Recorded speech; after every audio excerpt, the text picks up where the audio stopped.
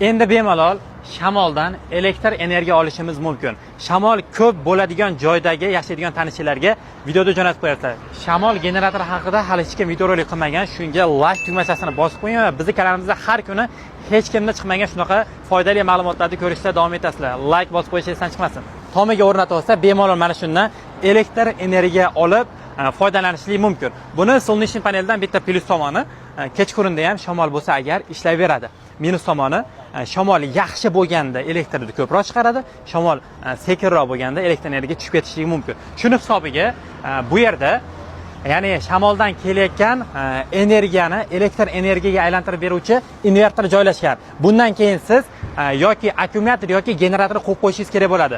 Chunki shamoldan olayotgan elektr energiyangizni taqsimlab beradigan o'rtada akkumulyator yoki bir generator qo'yib qo'yadigan bo'lsangiz, sizni uydagi ishlatayotgan jihozlaringizga zarar yetmaydi. Bu ko'rib turgan shamol generatori qaranglar, 2 kilovatli bo'ladi. Buni siz bemalol tomga yoki bir shamol ko'p bo'ladigan balandlik, tepalik joylarga qo'yib qo'ysangiz bo'ladi. Ya'ni soatiga 2 kilovat elektr energiya chiqarib bera oladi. Narxlari o'rtacha 17 million so'm atroflarga to'g'ri kelar ekan. Mana shuni o'rnatish xudo xolasa menimcha tez orada arzonlaydi, chunki solnechniy paneldan boshida qimmat bo'lgan, 1 kilovatda 13 million so'm to'g'ri kelgan. Hozirda narxlari arzon. Buni ham albatta narxlari arzonlaydi degan umiddamiz.